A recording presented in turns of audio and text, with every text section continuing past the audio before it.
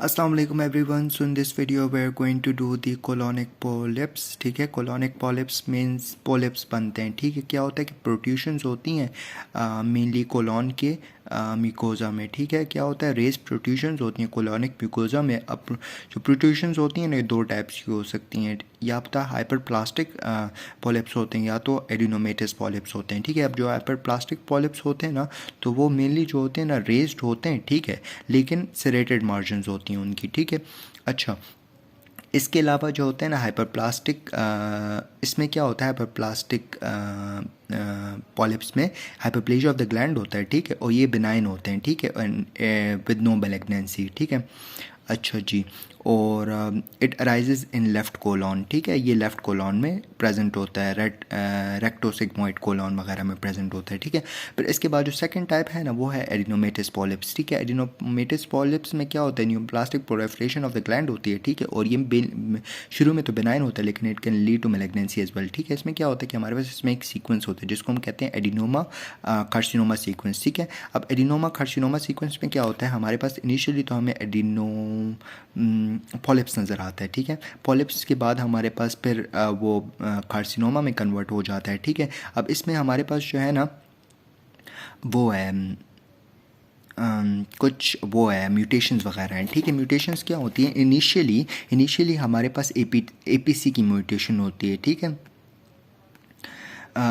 APC की जब mutation हो जाती है ना, तो हमारे पास risk of getting polyps is increase. ठीक है, फिर इसके बाद जब हमारे पास म्यूटेशन हो जाती है के रास की, तो उसकी वजह से हमारे पास पॉलिप बन जाता है। ठीक है, फिर इसके बाद जब म्यूटेशन हमारे पास हो जाती है P53 की और कॉक्स एक्सप्रेशन हो जाती है, तो उसकी वजह से हमारे पास जो है वो पॉलिप्स जो होता है एडिनोमेटस पॉलिप्स वो कन्वर्ट हो जाता है कार्सिनोमा में। ठीक है, फिर इसके बाद हमारे पास इसकी स्क्रीनिंग के लिए हम कोलोनोस्कोपी करते हैं और फीकल ओकल्ट ब्लड देखते हैं। ठीक है, ओकल्ट ब्लड क्या होता है कि वो ब्लड जो फीसेस में हमें नॉर्मली तो नज़र नहीं आता, लेकिन जब आप माइक्रोस्कोपिकली देखते हो तो आपको नज़र आ रहा होता है। ठीक है, अच्छा जी।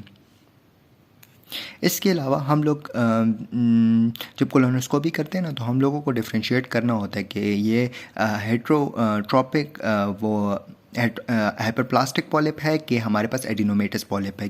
लेकिन हम निकालते दोनों पॉलिप्स हैं। ठीक है, दोनों पॉलिप्स इसलिए निकालते हैं ताकि हमें ताकि वो कैंसर में कन्वर्ट ना हो जाए, क्योंकि अगर कैंसर में कन्वर्ट हो गया तो दिस इज़ नॉट गुड, फिर पूरा का पूरा कोलोन निकालना पड़ेगा। ठीक है, अब हमें कैसे पता लगता है कि ये जो पॉलिप्स है ना ये कैंसर में कन्वर्ट हो सकता है, जब उसका साइज़ 2 सेंटीमीटर से ज़्यादा हो जाए और उसके बाद वो सिसाइल हो और उसका जो वेलस बायोप्सी जब वेलस वो करते हो एस्ट्रोलॉजिकली आप उसको देखते हो, तो आपको पता लग जाता है ना कि ये जो है वो है कार्सिनोमा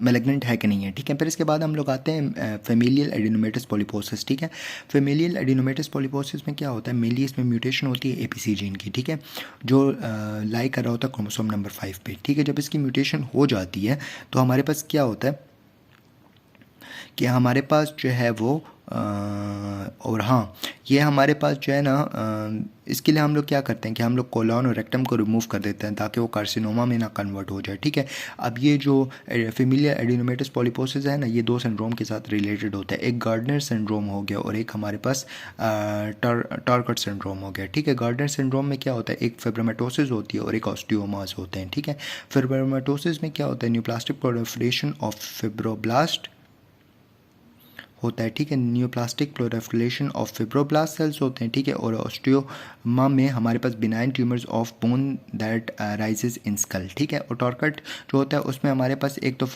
एफएपी होता है और हमारे पास इसके अलावा सीनस ट्यूमर्स जैसे कि मेडुलोब्लास्टोमास एंड ग्लाइल ट्यूमर्स जो होते हैं वो नज़र आ रहे होते हैं। ठीक है, तो जो फेमिलियल एडिनोमेटस पॉलीपोसिस है इसमें एक गार्डनर सिंड्रोम है, एक टॉर्कट सिंड्रोम है। ठीक है, अच्छा अब हम आते हैं जुवेनाइल पॉलिप्स पे। ठीक है, अब जुवेनाइल पॉलिप्स जो होता है ना ये जुवेनाइल है मतलब बच्चों में होता है। ठीक है, स्पोरेडिक होता है। ठीक है, मतलब कि इसमें जो म्यूटेशंस आती हैं वो बर्थ के बाद म्यूटेशंस आती हैं और इसमें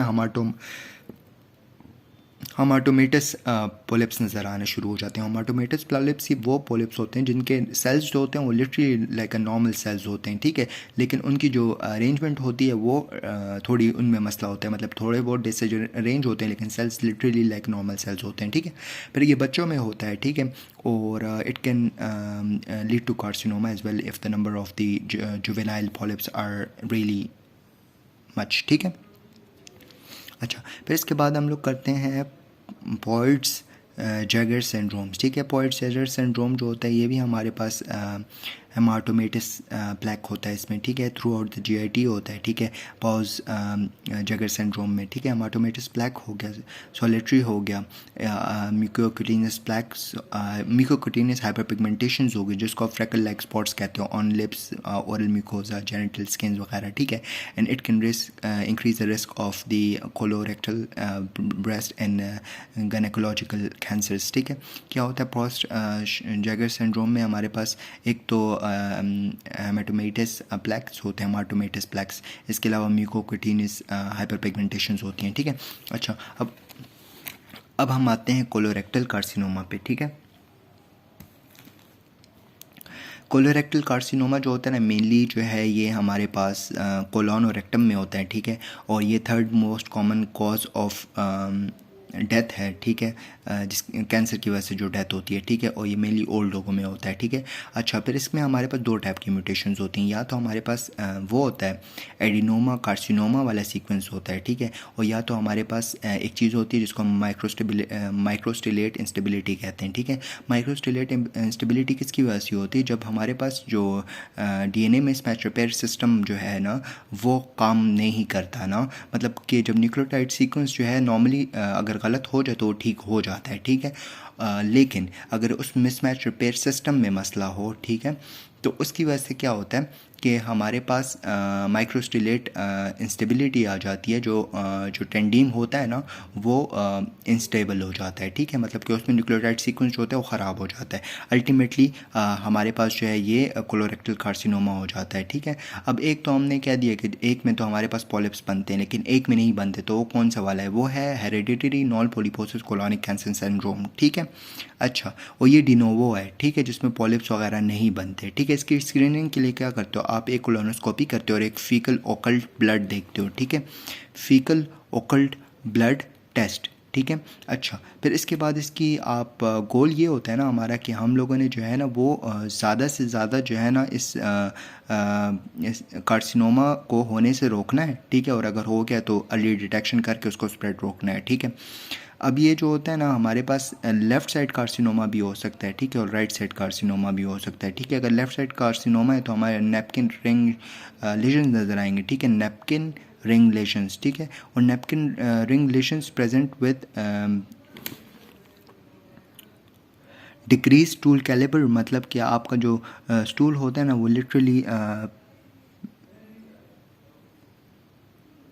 पेंसिल थिन स्टूल होता है, ठीक है। इसके अलावा आपके लोअर लेफ़्ट क्वाड्रेंट में पेन हो सकता है, ब्लड की स्ट्रीक्स आ रही होती हैं स्टूल में, ठीक है, और जो राइट साइडेड होता है ना carcinomas grow as a raised lesion, ठीक है, और इसमें जो है ना ब्लीडिंग बहुत ज़्यादा होती है राइट साइड कार्सिनोमा में, तो इसकी वजह से आयरन डेफिशिएंसी एनीमिया वगैरह हो सकता है, ठीक है, और पेन जो होता है वो बहुत ज़्यादा होता है, ठीक है। इसमें एक और बात ये है कि हमारे पास जो कोलोरेक्टल कार्सिनोमा होता है ना ये हमारे पास एसोसिएट हो रहा होता है with the increase risk for S bovis endocarditis, मतलब कोलोरेक्टल कार्सिनोमा के साथ जो है हमारे पास एक और चीज़ होती है जिसको हम कहते हैं एंडोकार्डाइटिस, जो एस बोविस की वजह से हुआ होता है, ठीक है। फिर इसकी स्टेजिंग हम लोग करते हैं TNM, वो तो आसान है, जिस टी में जो है वो आप सिर्फ कार्सिनोमा इन सिटू देखते हो, एन में लिम्फ नोड इन्वॉल्वमेंट और एम में मेटास्टेसिस, ठीक है। इसके लिए जो मार्कर होता है ना वो है CEA, ठीक है, और CEA मार्कर जो होता है ना it is only useful for assessing the treatment response, ठीक है, कि फॉर एग्जाम्पल अगर ट्रीटमेंट आपने नहीं की ना तो मार्कर्स का लेवल बहुत ज़्यादा होगा, फिर जब ट्रीटमेंट कर लोगे तो मार्कर्स का लेवल जो होगा वो कम होना शुरू हो जाएगा, ठीक है। तो आप इसकी ट्रीटमेंट की प्रोग्रेस को असेस करने के लिए आप CEA जो है मार्कर यूज़ कर सकते हो, ठीक है, लेकिन it's not use for screening के लिए आप नहीं यूज़ करते, ठीक है, लेकिन आप इसकी ट्रीटमेंट को असेस करने के लिए, ट्रीटमेंट के रिस्पॉन्स को असेस करने के लिए आप ये लोग मार्कर यूज़ कर सकते हो, ठीक है। That's it, we are done with our gastrointestinal pathology वाला chapter. If you guys have any question you guys can ask. Thank you, जज़ाकल्लाह।